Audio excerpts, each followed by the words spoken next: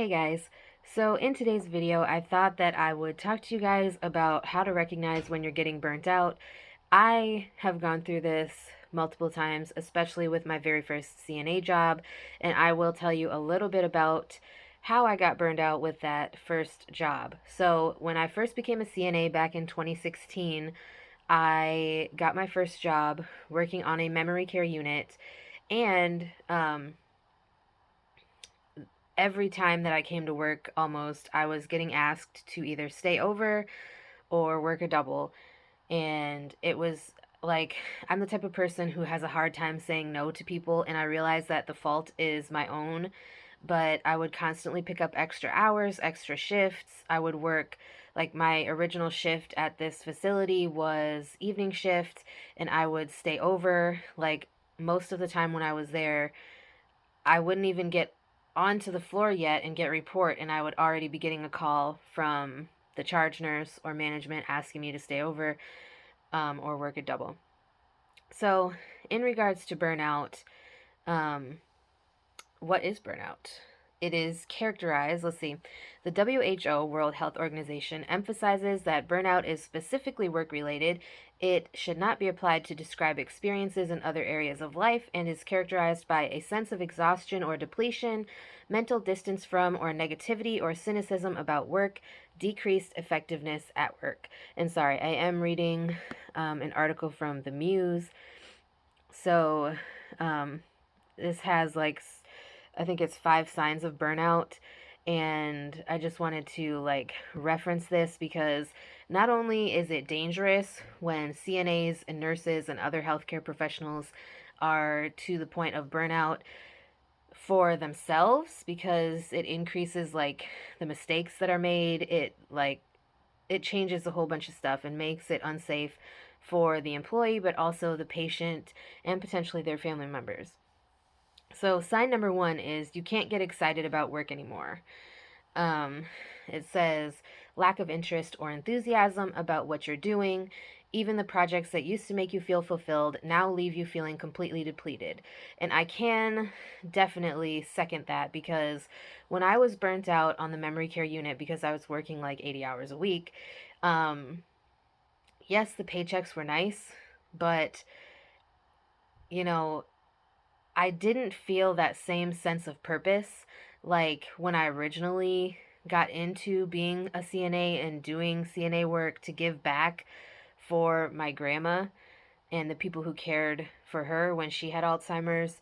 You know, like, I used to love really interacting with people, and like when I was getting burnt out on the memory care unit, I didn't even want to go to work anymore.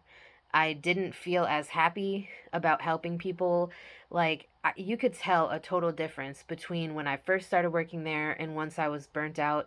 Because when I first started working there, I would go and talk to everybody. I would kind of make my rounds, even with people who weren't on my assignment, and just talk to people and see how they were doing, like make jokes, a little chit chat during free time and stuff like that.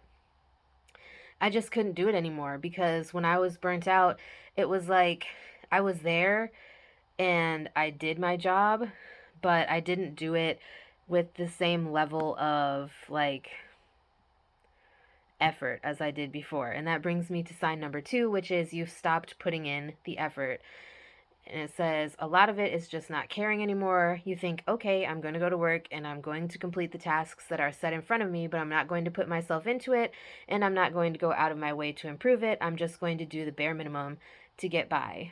So, there's also something added on this one. It says people who struggle with burnout are often those who have reputations as high achievers. So these signs of burnout on the job are typically a very stark contrast when compared with their normal approach to their work. And like I was telling you guys, that is definitely true in my case, because I have always loved going above and beyond, not only just in my everyday work tasks, but also just getting to know my residents and my patients. Because I feel like when you're doing the level of personal care that you do as a CNA, it's important to get to know people, and it's important to get to know like little quirks about them, whether it's just things that they like or don't like, or just a way to communicate with them on a more personal level.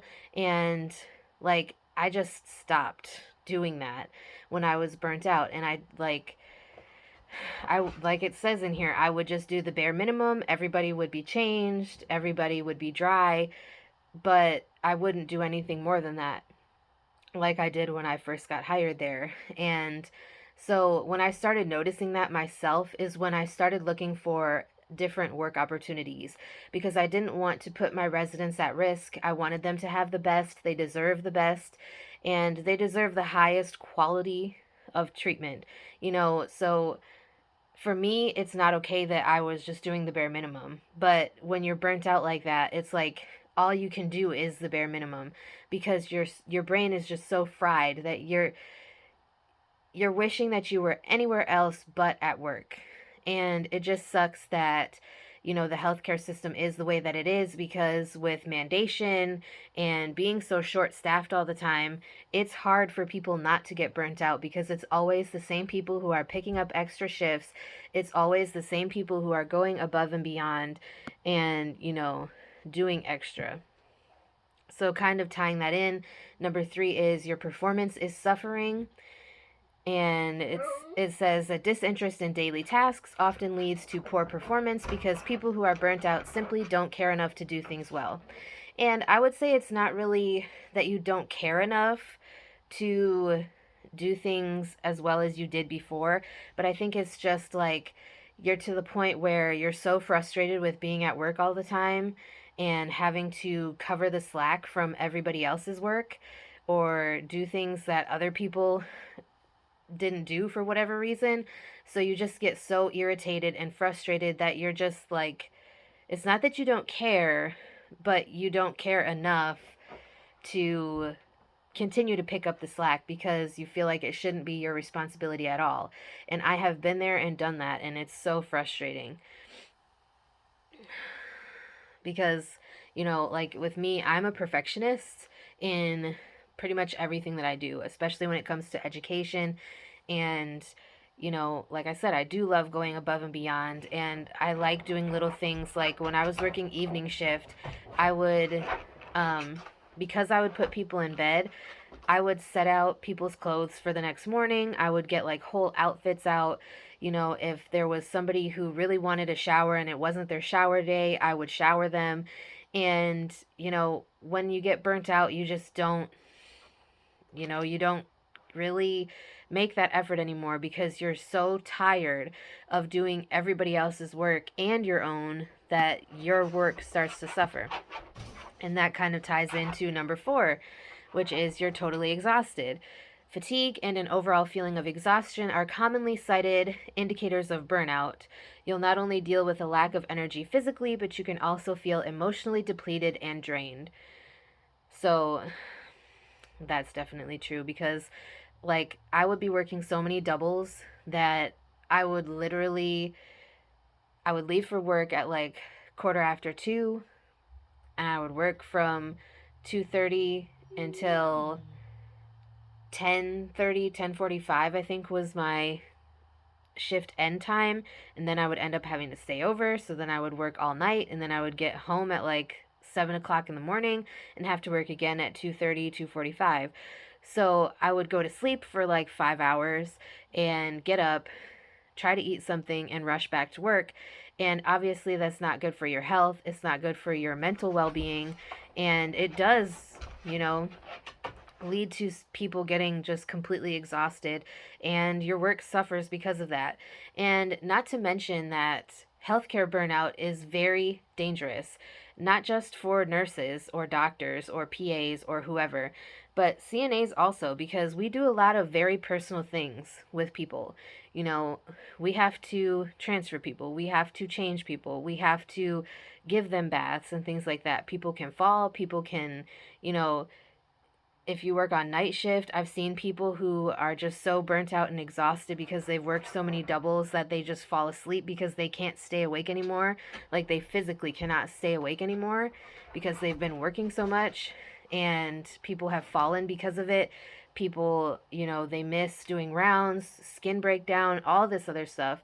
So it's very dangerous, and that's another reason why self care as a healthcare worker is very important.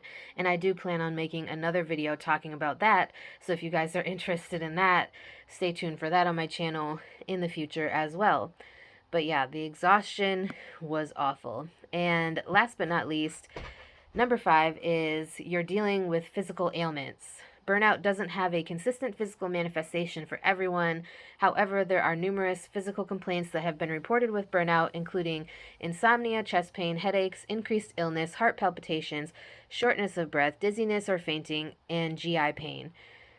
And honestly, me working that many hours is when I ended up in the hospital for a week in ICU after my very first CNA job because, well, one, I fainted at work, and two, that was when I got diagnosed with MS. And I just had a lot going on. Like, I was in the hospital in ICU for 7 days, and it was awful. And I credit a lot of that to working as many hours as I was and not getting enough dietary consumption. Like, I was barely eating, and when I was eating, it was like so fast because I had to either hurry up and go to work, or I only had like 15-20 minutes on my lunch break at work where I could eat, and it was just slowly killing me. And that's why I'm glad that I got out of that job when I did, because it has affected every single CNA job that I've had since then. And you know it's just, there's a lot that goes into being a healthcare worker, and you just have to be very, very careful when it comes to burnout. And my biggest advice to new CNAs would be not to pick up extra shifts. And if you do pick up here and there, don't pick up consistently, because if you pick up consistently, they are going to expect you to work extra consistently. So you just have to be very careful. There's a very fine line there between being helpful and like hurting yourself. But I just thought that I would share this with you guys. Let me know if you guys have experienced any of these burnout symptoms or signs, and what did you do about it? Did you quit your job? Did you like take a step back from picking up extra shifts? How did you handle it? If there's any advice that you would like to share with others, please put that in the comments below, and I will talk to you guys again in my next video.